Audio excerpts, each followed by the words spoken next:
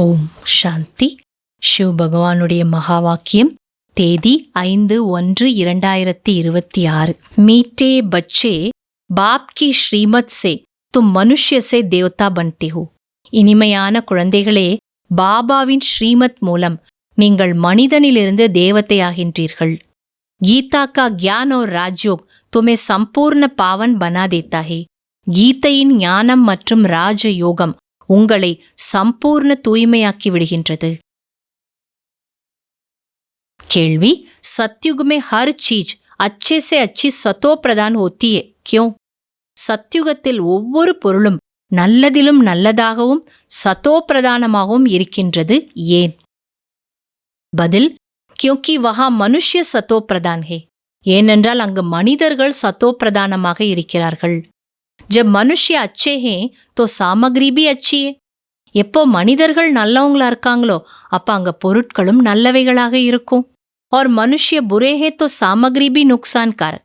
எப்போ மனிதர்கள் தீயவர்கள் ஆயிடுறாங்களோ அப்ப பொருட்கள் கூட நஷ்டத்தை ஏற்படுத்தக்கூடியதாக இருக்கும். सतो प्रधान सृष्टि में कोई भी वस्तु अप्राप्त नहीं है. कुछ भी कहीं से मांगना नहीं पड़ता है. सतो प्रधानமான சிருஷ்டியில இல்லை என்று ஒரு பொருளும் இருக்காது.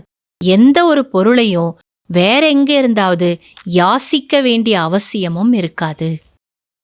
ஓம் சாந்தி. பாபா ஷரீர் துவாரா சம்ஜாத்தே. பாபா இந்த ஷரீரத்து மூலமா புரிய வைக்கிறார். இன்கோ ஜீவ் கஹா ஜாத்தா. இதைத்தான் ஜீவன் என்று சொல்லப்படுகிறது. இன்மே ஆத்மா பி ஹே. இவருக்குள்ள ஆத்மாவும் இருக்குது உடலுக்குள்ள. और तुम बच्चे जानते हो परमपिता परमात्मा भी इनमें है. அடுத்து குழந்தைங்க, உங்களுக்கு தெரியும் பரம்பிதா பரமாத்மாவும் இவரோட உடலுக்குள்ள இருக்கார். ये तो पहले पहले पक्का होना चाहिए, इसलिए इनको दादा भी कहते. இது முதல்ல உங்களுக்கு பக்காவா இருக்கணும், ஆகையால தான் இவரை தாதான்னு சொல்லப்படுது. ये तो बच्चों को निक्षय है. இது குழந்தைங்களுக்கு நிக்ஷயத்துல இருக்குது. इस निक्षय में ही रमन करना. இந்த நம்பிக்கையிலே நீங்க உலா வரணும். बरोबर बाबा ने जिसमें पदार्मनी की है वो अवतार लिया है, उनके लिए बाप खुद कहते हैं मैं इनके बहुत जन्मों के अंत के भी अंत में आता हूं. பாபா யாருக்குள்ள பிரவேசித்திருக்கிறாரோ அல்லது அவதாரம் எடுத்திருக்காரோ அவருக்காக கூட பாபா சொல்றாராம், இவருடைய அநேக பிறவிகள்ல கடைசி பிறவியில கடைசியில தான் இவருக்குள்ள நான் வரேன். बच्चों को समझाया गया है यह है सर्व शास्त्र शिरोमणि गीता का ज्ञान. குழந்தைங்களுக்கு இது புரிய வைக்கப்பட்டிருக்கு. இதுதான் அனைத்து சாஸ்திரங்கள்ல தலை சிறந்த கீதா கியானம். ज्ञान और भक्ति अलग अलग ही होना चाहिए. பாபா சொல்றாங்க, ஞானம் மற்றும் பக்தி தனித்தனியானதுதான். பக்தி கி புஸ்தக் இத்தனி और ज्ञान की पुस्तक इतनी. பக்தியில எத்தனை புத்தகங்கள், ஆனா ஞானத்துல எத்தனை இருக்கு பாருங்க. ज्ञान का सागर बाप है. ஞானக்கடல் ஒரு பாபா தான். तो उसका पुस्तक भी तो एक ही होना चाहिए. அப்ப அவரோட புத்தகம் கூட ஒண்ணுதானே இருக்கணும். जो भी धर्म स्थापन करते उसका पुस्तक एक होना चाहिए. யாரெல்லாம் தர்மத்தை படிக்கிறாங்களோ அந்த தர்மத்துல கூட ஒரு நூல் தான் புத்தகம் தான் இருக்கணும். उसको रिलीजियस बुक कहा जाता है. அதைத்தான் தர்ம புத்தகம்னு சொல்லப்படுது. पहली रिलीजियस बुक है गीता, ஸ்ரீமத் பகவத் கீதா. முதல் ரிலீஜியஸ் புத்தகம் எது? கீதை, ஸ்ரீமத் பகவத் கீதை. பக்தி மார்க் में मंदिर कितने बनते हैं? பக்தி மார்க்கத்துல எவ்வளோ ஆலயங்கள் கட்டப்படுது. सबसे जास्ती मंदिर किसके होंगे? அனைவரை விட அதிக கோயில் யாருக்கு இருக்கு? जरूर शिव बाबा के होंगे जो बीज रूप है. கண்டிப்பா शिव बाबाவுக்கு தான் இருக்கணும், ஏன்னா அவர் தான் விதை ரூபம். फिर उसके बाद पहली क्रिएशन के मंदिर होंगे. அதுக்கப்புறம் அவருடைய முதல் படைப்புக்கு கோயில்கள் இருக்கும். पहली क्रिएशन लक्ष्मी नारायण. அவரோட முதல் படைப்பு இந்த லக்ஷ்மி நாராயணர். शिव के बाद इनकी पूजा सबसे जास्ती होती. சிவனுக்கு அப்புறம் இவங்களுக்கு தான் அதிக பூஜை நடக்குது. மாதாய் तो ज्ञान देती है, उनकी पूजा नहीं होती. மாதாஸ் தான் ஞானம் கொடுக்கறாங்க, ஆனா மாதாஸ்க்கு பூஜை கிடையாது. वो तो पढ़ाती है ना, அவங்க படிப்பு சொல்லி கொடுக்கறாங்க. बाप तुमको पढ़ाते. பாபா உங்களுக்கு படிப்பு சொல்லி கொடுக்கறார். तुम किसकी पूजा नहीं करते हो. நீங்க இப்ப யாருக்கும் பூஜை செய்யறதில்ல. पढ़ाने वाले की कभी अभी पूजा नहीं कर सकते. சொல்லி கொடுக்கறவங்களுக்கு இப்ப பூஜை கிடையாது. तुम जब पढ़कर फिर अनपढ़ बनेंगे तब फिर पूजा हो. ஆனா எப்ப நீங்க படிச்சுட்டு அப்புறம் படிக்காதவங்களாயிடுறீங்களோ அப்பதான் பூஜை நடக்குது. பாரத் में खास कन्याओं को नमन करते हैं. பாரதத்துல குறிப்பா கன்யாசுக்கு தான் வந்தனம் பண்றாங்க. குமாரியோं को नमन करते हैं. குமாரிகளா இருக்கிறவங்கள்ட்ட என்ன பண்றாங்களா, மக்கள் போய் தலை வணங்குறாங்க. ஃபீமேல் को नमन करते, பெண்களுக்கும் அந்த நமஸ்தே பண்றாங்க. மேல் को नमन क्यों नहीं करते? அதே ஆண்களுக்கு வணக்கம் சொல்றாங்களா, அவங்கள்ட்ட தலை வணங்குறாங்களானா இல்ல. क्योंकि इस समय ज्ञान भी पहले माताओं को मिलता है. ஏன்னா இப்போ ஞானம் முதல்ல மாதாஸ்க்கு தான் கிடைக்குது. பாப் இன்மே பிரவேஷ் கர்த்தே, பாபா இவருக்குள்ள பிரவேஷ் ஆகிறார். ये भी समझते हो बरोबर ये ज्ञान की बड़ी नदी है. இது கூட நீங்க புரிஞ்சிட்டீங்க, இவர் தான் ஞானத்தோட பெரிய நதி. ज्ञान नदी भी है फिर पुरुष भी है. ஞான நதியாவும் இருக்கார், ஆனா ஆணாவும் இருக்கார். ब्रह्मपुत्रा नदी है सबसे बड़ी. ब्रह्मपुत्रा नदी தான் மிகப்பெரிய நதி. जो कलकत्ता तरफ सागर में जाकर मिलती है. கல்கத்தா பக்கத்துல கடல்ல போய் கலக்குது. मेला भी वहां लगता है. திருவிழா கூட அங்கதான் நடக்குது. पहले उनको ये पता नहीं है कि आत्मा और परमात्मा का मेला है. முதல்ல அவருக்கு கூட தெரியாது இது ஆத்மாக்கள் மற்றும் பரமாத்மாவுடைய சந்திப்பு. वो तो पानी की नदी जिस पर नाम ब्रह्मपुत्रा रखा है. அது தண்ணி ஓடுற நதி, அதுக்கு என்ன பேர் வச்சுட்டாங்க, ब्रह्मपुत्रा. उन्होंने तो ब्रह्म ईश्वर को कहा हुआ है, इसलिए ब्रह्मपुत्रा को बहुत पावन समझते.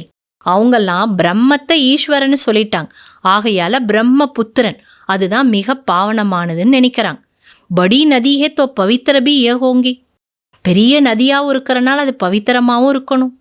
तो पतित पावन वास्तव में गंगा को नहीं ब्रह्मपुत्रा को कहा जाए. அப்ப பதீத பாவனின்னு பிரம்மபுத்திராவை தான் சொல்லணும், கங்கை கிடையாது.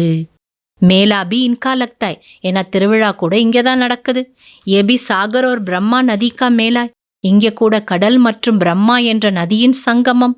ब्रह्मा द्वारा अडॉप्शन कैसी होती है, ये गुह्य बातें समझने की है जो प्रायलोप हो जाती है. பிரம்மா மூலமா தத்தெடுப்பு எப்படி நடக்குது, இது ரொம்ப ஆழமான விஷயங்கள் புரிஞ்சுக்கிறதுக்கு இது பின்னாடி மறைஞ்சிடுது. ये तो बिल्कुल सहज बात है ना. இது முற்றிலும் சகஜமான விஷயம் அல்லவா. साइंस की मुख्य चीज है एटॉमिक बॉम्ब्स जिससे इतना सारा विनाश होता है. அறிவியலோட முக்கிய பொருளே அணுகுண்டு, அதன் மூலமா தான் இவ்வளோ வினாசம் நடக்குது. कैसे बनाते होंगे, பாபா கேட்கறதெல்லாம் எப்படி தயாரிப்பாங்க. बनाने वाली आत्मा में पहले से ही ड्रामा अनुसार ज्ञान होगा. அதை உருவாக்குற ஆத்மாவுக்குள்ள முன்கூட்டியே டிராமா அனுசாரம் அதை தயாரிக்கிறத பற்றிய ஞானம் இருக்கும்.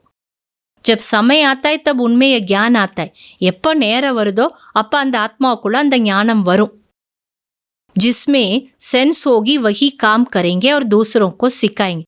யாருக்குள்ள அந்த அறிவு இருக்கோ அவங்க அந்த வேலையை செய்வாங்க, பிறகு அவங்க என்ன பண்ணுவாங்க, மற்றவங்களுக்கு கற்றுக் கொடுப்பாங்க. கலப் கலப் ஜோ பாட் பஜாயா ஹே வஹி பஜ்தா ரேத்தா ஹே.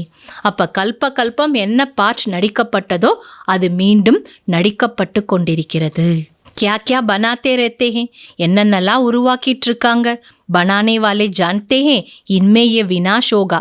அந்த உருவாக்குறவங்களுக்கே தெரியுமா இதனால வினாசமும் நடக்கும்னு. अच्छा நல்லது. தாரணைக்கான சாரம், गुप्त ज्ञान का सिमरन कर हर्षित रहना ही. गुप्त ஞானத்தை சிந்தனை செய்து மகிழ்ச்சியாக இருங்கள். देवताओं के चित्रों को सामने देके उन्हें नमन वंदन करने के बजाय उन जैसा बनने के लिए தெய்வீ குண் தாரன் करने हैं. தேவதைகளுடைய சித்திரத்தை பார்க்கும்போது அதை வந்தனம் செய்வது நமஸ்கரிப்பதற்கு பதிலாக அவர்களைப் போல் ஆகுவதற்கு தெய்வீக குணங்களை தாரணை செய்யுங்கள். ரெண்டாவது பாயிண்ட், सृष्टि के बीज रूप बाप और उनकी चैतन्य क्रिएशन को समझ नॉलेजफुल बनना है. சிருஷ்டியினுடைய விதை ரூபம் பாபா மற்றும் அவருடைய சைத்தன்ய படைப்பை புரிந்து நாலேஜ்ஃபுல் ஆக வேண்டும். इस नॉलेज से बढ़कर और कोई नॉलेज नहीं हो सकती. इसी नशे में रहना है. இந்த ஞானத்தை விட உயர்ந்த எந்த ஒரு ஞானமும் கிடையாது என்ற போதையில் இருக்க வேண்டும். वरदान, एक बाप दूसरा न कोई. इस पाठ की स्मृति से एक स्थिति बनाने वाली श्रेष्ठ आत्मा भव. ஒரு பாபாவை தவிர வேறு யாருமே கிடையாது. இந்த பாடத்தின் நினைவின் மூலம் ஏக்ர ஸ்திதியை உருவாக்கக்கூடிய श्रेष्ठ आत्मा भव. एक बाप दूसरा न कोई. ये पाठ निरंतर याद हो तो स्थिति एकरस बन जाएगी. क्योंकि नॉलेज तो सब मिल गई, अनेक पॉइंट से, लेकिन पॉइंट होते हुए पॉइंट रूप में रहे. ये है उस समय की कमाल जिस समय कोई नीचे खींच रहा हो. ஒரு பாபாவை தவிர யாருமே கிடையாது.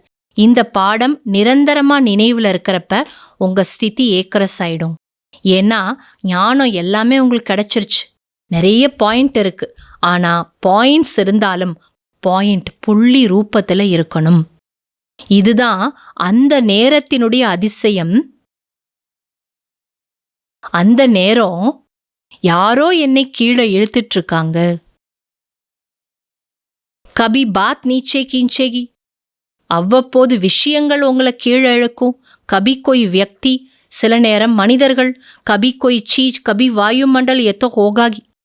அப்பப்ப சில பொருள் உங்களை இழுக்கும், சில நேரம் சூழ்நிலைகள் உங்களை இழுக்கும். இதெல்லாம் வரத்தான் செய்யும்.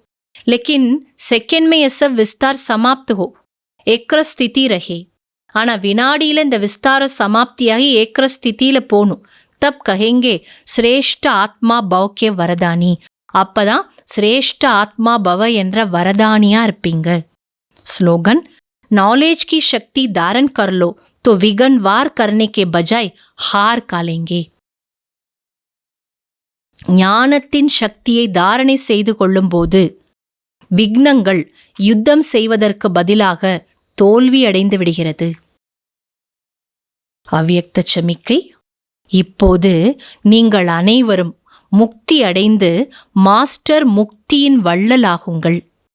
அப்போது அனைத்து ஆத்மாக்கள், இயற்கை, பக்தர்களும் முக்தி அடைந்து விடுவார்கள்.